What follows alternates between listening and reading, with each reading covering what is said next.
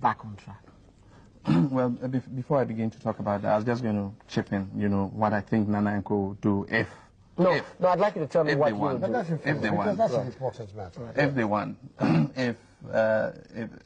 I know shortly after that happens, they'll come out and say, gentlemen, unfortunately, we didn't know the true state of the economy is worse than we think. That's what you're telling us, John. No. You say we don't know. No, that's what they're going to say. We don't know the true and so facts. all You the just promises said so. we made you, unfortunately, we can't deliver immediately. Just keep your belts tight, and in the medium to long term, we shall deliver on those promises. That's what they're going to do. Yeah, but tell me what you yeah, a lot of programs are in place already, and are beginning to yield results. We put in the Gateway program. We have the Free Zones program.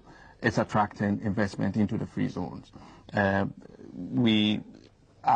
Recently we cut the sod to set up a new cocoa processing plant that will process 60,000 tons of cocoa and increase the amount of cocoa that we're processing from about 20% to close to 35%. These are all programs that are in place.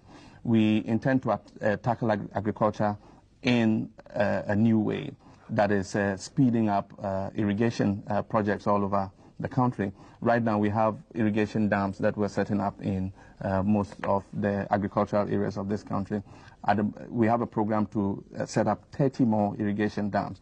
That is to continue to move the percentage of our agriculture that is under controlled conditions like irrigation to a larger percentage rather than the present rain-fed conditions. There are programs in all sectors of the economy that are beginning to yield fruits.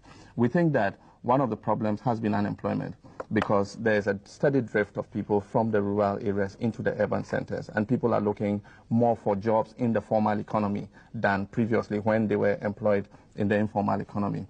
We intend to increase the rate of economic growth. We've averaged 5% over the last several years, and the intention is to accelerate that growth to 8%, with the intention that as the economy expands, it will create jobs. Often the temptation, and what several of the opposition parties try to do, is to give out a program that seeks to say that they would create jobs artificially.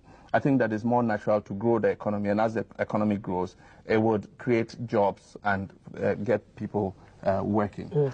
We have a lot of programs. It's something that we're carrying out and are going to accelerate in the next 4-year mandate. It's interesting. As I listened to him, there was a bit of what he said. I thought, you don't disagree with that, do you? What are the things that you think are weaknesses in that approach?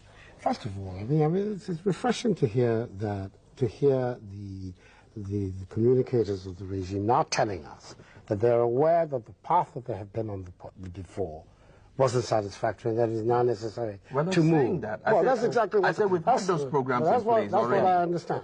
Okay. 20